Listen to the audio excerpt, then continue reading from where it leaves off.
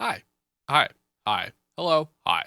I'm Seamless, and today is Tuesday, which means it's time for a new FL Basics tutorial. This is a continuation in a series on how Harmor works, and today, it's a quick and simple one. We're going to talk about the difference between the global EQ, which is this guy here, and the local EQ, which is this guy here. They both have a similar function and sort of similar interface, but what they do is very quite different. But they're both EQs, and also both additive EQs, which is to say that they do what they do by, like everything else in Harmor, turning on and off particular harmonics as the graph indicates. So on the main EQ, which is this guy here, if you right click it, it'll bring you to the global EQ window, which you can also access by going drop down and clicking on global EQ. You can also determine how much effect it has on the part, because it's also there's one per part, and they only affect that particular part, with the mix knob. You cannot automate the mix knob, but it's there. So if I were to make an EQ change, you see I can change it with this knob here. It can determine how much it applies to the sound. But notice that when I change notes, the EQ cut remains where it is. It turns off the harmonics as it passes through this particular section of the spectrum. And as well, you can see when you move the mouse around in the space here on the information area up in the upper left-hand corner of FL, you see that it displays it in terms of notes and hertz, because it's a spectrum tool. And then if you go to, I'm just going to undo all this. If you go to local EQ, and if I did the same thing, you'd see that when I change notes, it actually follows the note value. And that's because this is the local EQ, which means it's actually a per note EQ change.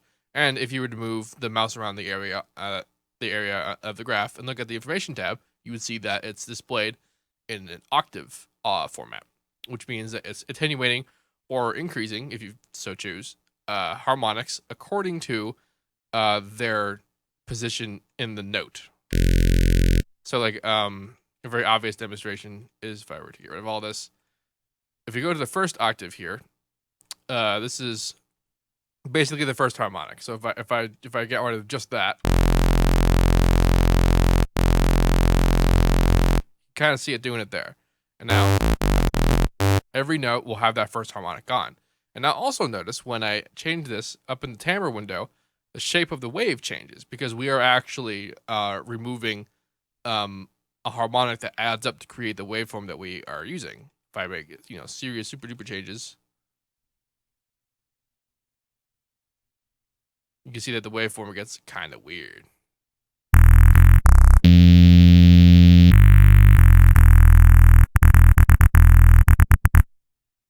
Yeah. So that's the difference between the local EQ and the global EQ. This kind of stuff is cool. Like one easy effect to achieve using this is to have a sort of sound that has like a sort of harmonic-y sound to it by doing something like that. Because if you were to create like a Reese and then distort it, because this massive peak in these harmonics is present, whenever the note moves around, there will be a sort of a weight to the sound, and that tone will follow the note values. Because if you did the same thing in the global EQ, which you can,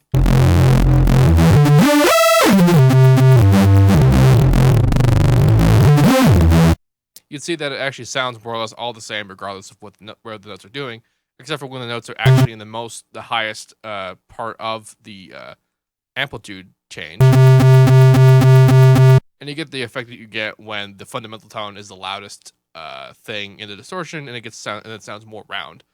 That's kind of a thing that happens, but that's a particularly practical reason to use a local EQ versus a global EQ. But that's all this video was. It was just sort of to demonstrate the difference between the local EQ and the global EQ, also to show how they work.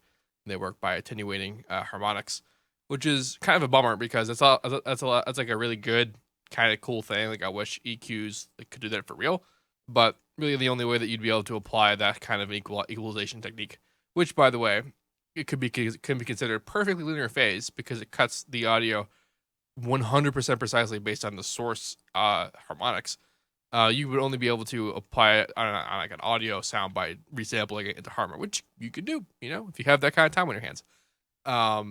Yeah. So if you have any questions on this, let me know. And as usual, have a nice day.